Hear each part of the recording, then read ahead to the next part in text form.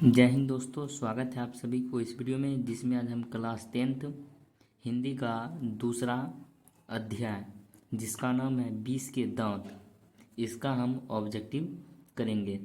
इस चैप्टर से भी ऑब्जेक्टिव एग्ज़ाम में कम से कम 2 या 3 प्रश्न ऑब्जेक्टिव में पूछा जाता है। तो इस वीडियो में आपको बता दें कि 20 के दांत से कुल ऑब्जेक्टिव की संख्या 26 है, जो कि बहुत ही इम्पॉर्टेंट है। हम इस वीडियो में 20 के दांत का प्रत्येक ऑब्जेक्टिव बारी बारी से करेंगे और समझते हुए भी करेंगे। तो जिसमें पहला ऑब्जेक्टिव है 20 के दांत कहानी के रचिता कौन है। तो जो इस कहानी है रचिता यानी इस कहानी को कौन लिखा है, तो इस कहानी को कौन लिखा है, नलिन बिलोचन शर्मा। तो एक का आंसर क्या हो जाएगा, बी हो जाएगा। तो यहाँ पर लिख लेते हैं, एक का आंसर क्या हो जाएगा, बी हो जाएगा। उसके बाद 2 नंबर प्रश्न कर लेते हैं। तो यहाँ पर 2 नंबर प्रश्न है 20 के दांत समाज के किस वर्ग मानसिकता उजागर करती है।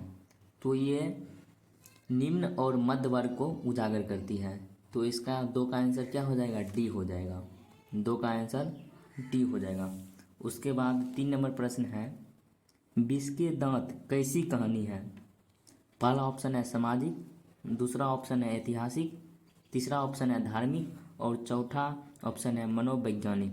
तो ये कहानी मनोवैज्ञानिक है, यानी इस कहानी में मनोवैज्ञानिक यानी मन का बात कहा गया है, लेखक के द्वारा ये लिखा गया है। तो ये 3 का आंसर क्या हो जाएगा, 3 का भी हो जाएगा, डी हो जाएगा।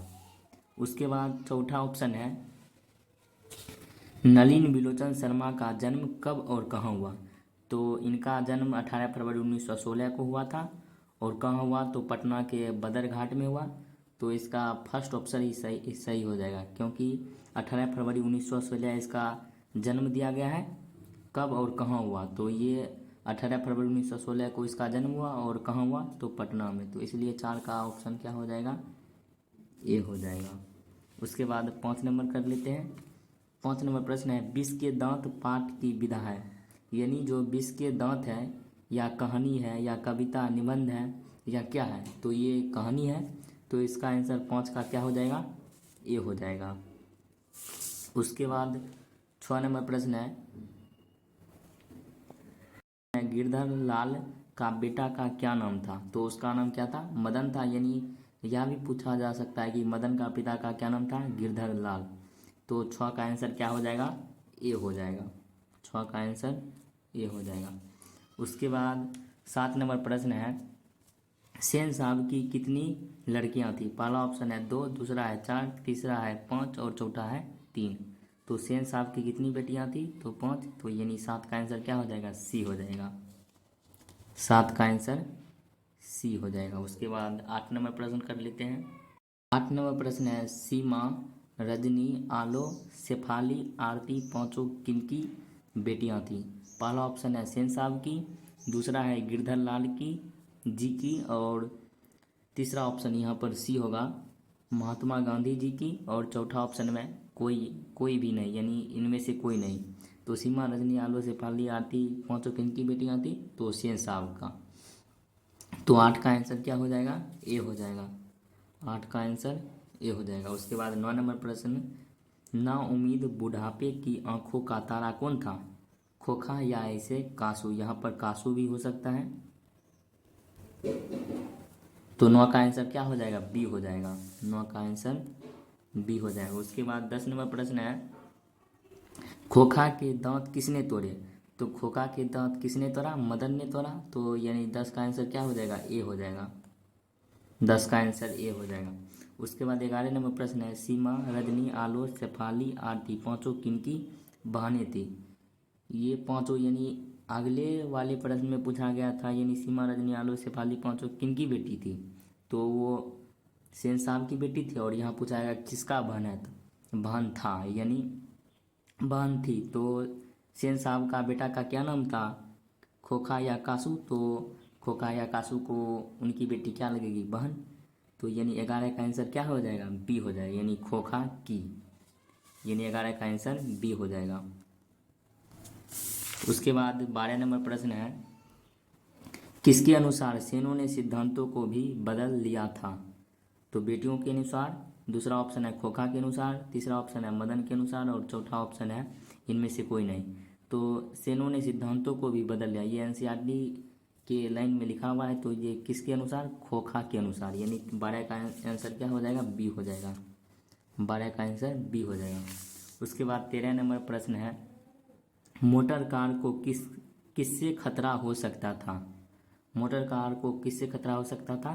तो कासू, क्योंकि कासू एक बार यानी मोटर कार को क्या कर दिया था? लाइट को फोड़ दिया था, यानी इसका आंसर क्या हो जाएगा? कासू। और दूसरा ऑप्शन है मदन और तीसरा ऑप्शन है खोखा से, यानी मोटर कारी को किससे खतरा था? तो कासू या खोखा, इसी का नाम हो गया, यानी दोनों हो जाएगा। तो इसका आंसर क्या हो जाएगा? डी हो जाएगा, ए एंड सी, यानी 13 का आंसर हो जाएगा डी।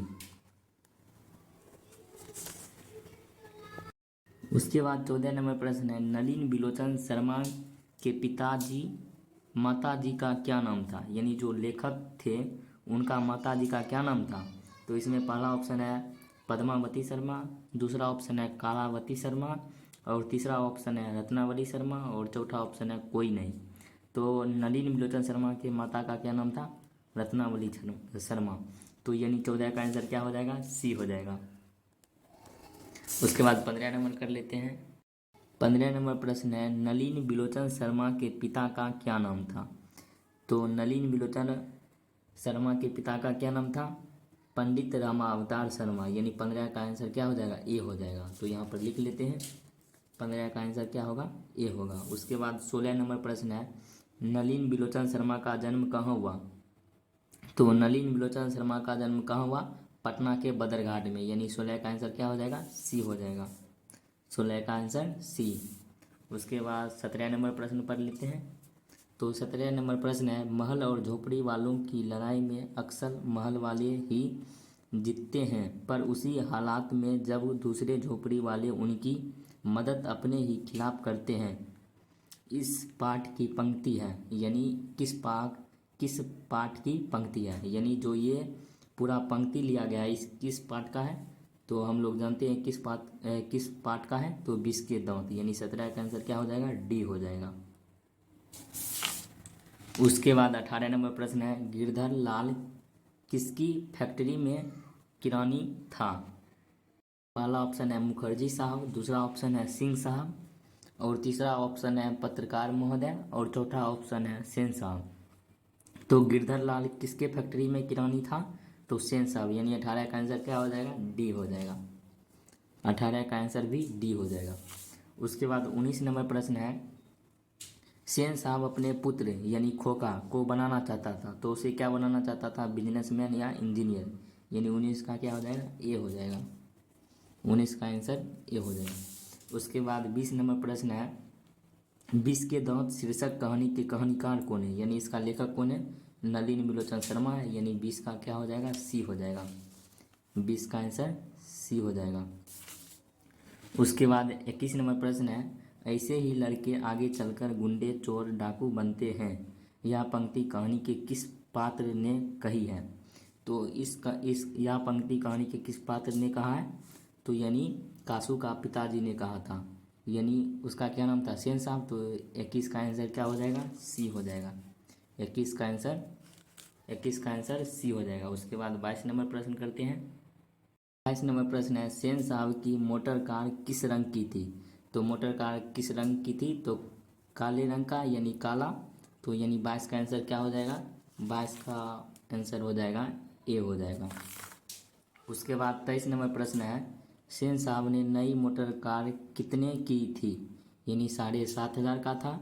तो यानी 23 का आंसर क्या हो जाएगा? बी हो जाएगा। 23 का आंसर बी। उसके बाद 24 नंबर प्रश्न है, 20 के दांत कहानी किस वर्ग के अंतर विरोधियों को उजागर करती है? तो यह प्रश्न एक बार और आया था, तो ये हो जाएगा निम्न मध्यम वर्ग, यानी 24 का आंसर क्या हो जाएगा? डी हो जाएगा।